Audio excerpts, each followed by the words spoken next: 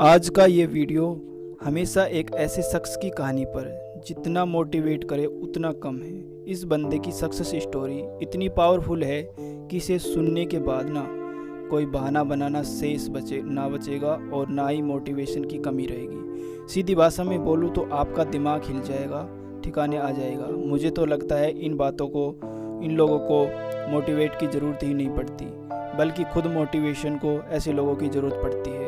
और ये वीडियो देखने के बाद आपको भी ऐसा ही लगेगा। हो सकता है आपने थोड़ा बहुत पहले भी इनके बारे में सुन रखा हो। 17 जनवरी 1975 न्यूयॉर्क के एक बफेलो नाव के एक बहुत ही छोटे और गरीब गांव में एक लड़के का जन्म होता है। जब भी कोई बच्चा घर में पैदा होता है तो उस वक्त घर में खुशी का माहौल होता है, लोग खुश होते हैं, बच्चों को दुआएं मिलती है। इस बच्चे के साथ एकदम उल्टा था। हालांकि इसकी माँ अपने बेटे के जन्म से बहुत ही खुश थी, लेकिन उसका बाप बहुत क्रोधित था। इस बंदे का बचपन बहुत गंदा भी था।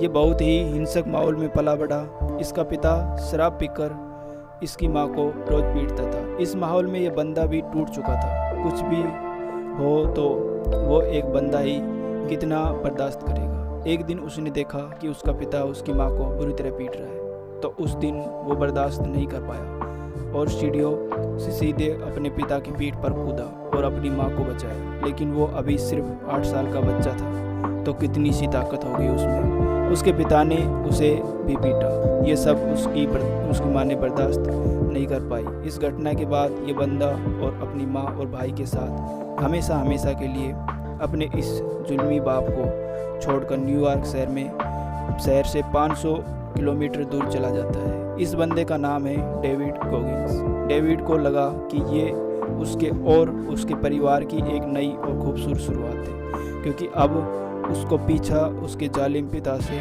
छूट गया। लेकिन वो गलत था। अभी उसे बहुत कुछ सहना था। यहीं से उसकी ज़िंदगी की असली जंग शुरू होती है। डेविड चाहता था उसके और उसके परिवार को एक अच्छा घर मिले, जहाँ वो सेफ फील कर सके। लेकिन यही तो रहने को कोई छोटा सा कमरा मिल जाए, वही बहुत था। डेविड अच्छा नहीं दिखता था, थोड़ा अजीब था, जो शरीर से भी मोटा। यह बंदा अगर अंदर से बहुत बुरी तरह से टूट रहा था, मगर फिर भी वह इन सब को सहता और उसकी माँ उसके भाई के सर्वाइवल के लिए 3 अलग-अलग नौकरी करते थे। डेविड को एक बीमारी थी। वो अपनी माँ से कुछ भी शेयर नहीं करता था कि उसकी क्लासमेट उसे कितना चिढ़ाते थे। उसने अपनी माँ को यह भी नहीं बताया कि उसको एक तरह की बीमारी है जिससे वो पढ़ नहीं सकता। उसे पता था कि अगर फ्यूचर चमकाना है तो बड़ा एक्शन तो लेना होगा। उसने अपनी ज़िंदगी बदलने के लिए यूएसए एयरफोर्स ज्वाइन करने का फैसला किया। यूएसए एयरफोर्स का ऐसा यूनिट जो पानी के अंदर जाकर पायलट की जान बचाते हैं। यहाँ दिक्कत यह थी कि डेविड एक बहुत ही वीक स्विमर था और उसको पानी में उतरने से बहुत डर लगता था। उसने जैसे करके एग्ज़ाम निकाला और ट्रेनिंग ज्वाइन की। उसे वहाँ की ट्रेनिंग बहुत ही हार्ड लगने लगी। इस बीच उसे एक दहलाने वाली न्यूज़ का पता चलता है कि उसे साइकल सेल एनीमिया की बीमारी है, जिससे इंसान के शरीर में खून की कमी होने लगती है। इसी वजह से उसे 1 वीक का रेस्ट दिया गया, लेकिन उसने मना कर दिया तो उसे फिजिकल ट्रेनिंग से आज़ाद कर दिया गया। यही तो उस डेविड चाहता था। असल में उसे डर लगता था पानी में उतरने से, और अब उसकी ड्यूटी सिर्फ बाहरी सरफेस की थी। वो पानी के अंदर तो डर से तो बच गया, लेकिन आगे मिलने वाली चुनौतियों से कैसे बचेगा। डेविड एक एप्टीट्यूड टेस्ट को पास करने की नकल कर रहा था, बार बार फेल हो रहा था। तो उसने उस वक्त एक मेथड सीखा जिससे वो किसी इंफॉर्मेशन को बार बार लिखता तो वो उसे याद भी आ जाता।